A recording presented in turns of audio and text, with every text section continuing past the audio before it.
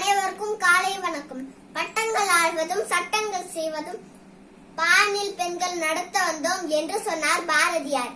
அதற்கு உதாரணமாக வாழ்ந்து காட்டியவர் டாக்டர் முத்துலட்சுமி ரெட்டி. கல்லூரியில் படித்த முதல் பெண், இந்தியாவின் முதல் பெண் மருத்துவர், சென்னையின் முதல் துணை மேயர், சட்டசபைக்கு தேர்ந்தெடுக்கப்பட்ட முதல் பெண் போன்ற பல முதல்களுக்கு சொந்தக்காரர்.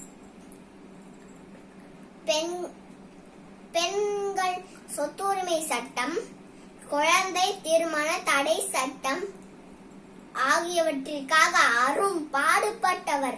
அவ்வை இல்லம், புற்றுநோய் மருத்துவமனை உருவாக காரணமாக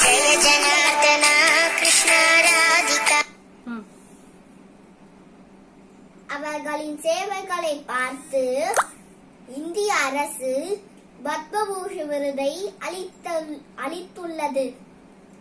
தமிழக அரசு அவரின் பிறந்த நாளில் மருத்துவமனை தினமாக கொண்டாடுகிறது. மேலும் டாக்டர் முத்துலட்சுமி ரெட்டியின் பேரில் மகப்பேறுதவி தொகை வழங்குகிறது. உங்கள் வாழ்க்கையிலும் பிரச்சனைகளும் தடைகளும் வந்தாலும் டாக்டர் முத்துலட்சுமி ரெட்டியை நினைத்துக் கொள்ளுங்கள். தைரியமும் தன்னம்பிக்கையும் தானாக வரும். வாழ்க பாரதம், வளர்க பாரதம். நன்றி.